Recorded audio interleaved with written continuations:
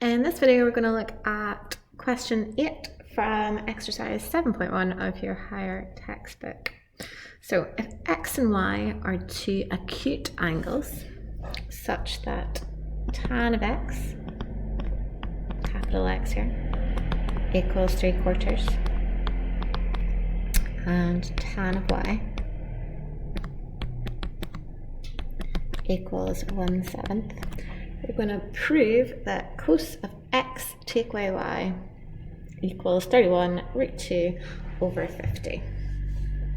So let's just look at that left hand side. Cos of x take away y. So we're going to expand this out using the formula that we're given on our formula sheet.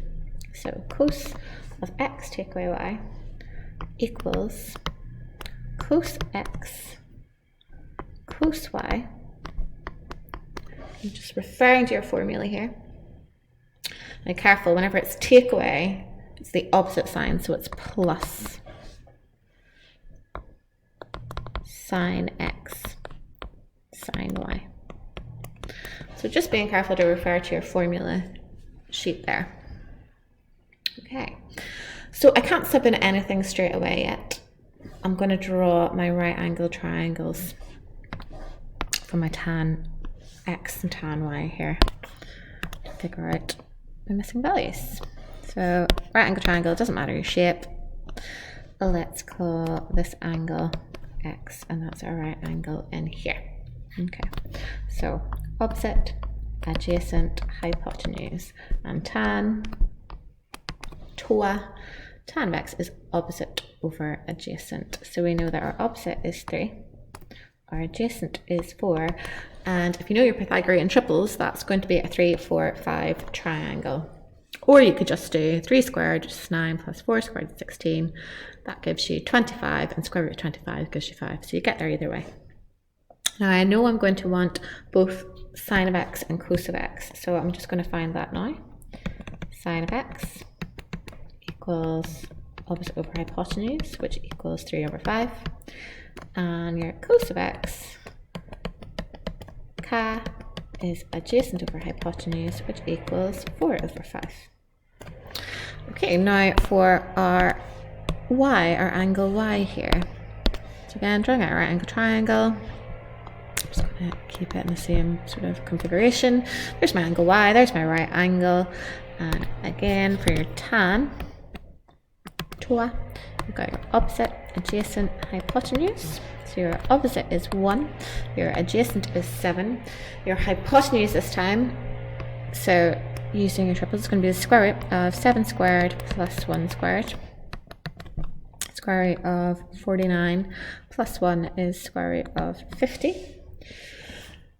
We can simplify that down. We'll be able to simplify that down to root 25 root 2, which is 5 root 2, but we'll maybe wait and do that a wee bit later on. So just leave it as root 50 for the minute. Okay, so your sine of y, opposite over hypotenuse, equals 1 over root 50. And your cos of y, k, adjacent over hypotenuse, which equals 7 over root 50. Okay. So we've got all the information we need now. We can just slot that in. So just being careful to slot in the right thing in the right place. 4/5 is your cos x. Your cos y is 7 over root 50. Plus your sine of x is 3/5 times by your sine of y is 1 over root 50. Okay, so 4 7s, 28 over 5 root 50. Plus 3 1s are 3 over 5 root 50. You've got your nice common denominator there. It's a good thing about not necessarily simplifying too much. So 28 plus 3, 28, 29, 30, 31. So 31 over 5 root 50, your common denominator. So we're close here. Just recognize if you glance at your question that they've definitely rationalized the denominator here. So what I'm going to do first off is split this into a simplified third. So knowing that 50 is made up of 25 and 2, so square root of 25 times by 2. Root 25, root 2 gives you 5, root 2. So if you sub that in there, you'll have 31 over 5 times by 5 root 2,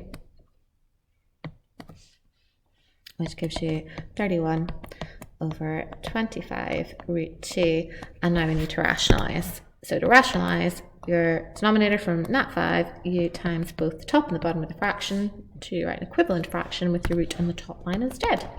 So we'll have 31 root 2 over 25 root 2 times by root 2, square root 4, which gives you 2, and that gives you 31 root 2 over 50 as required.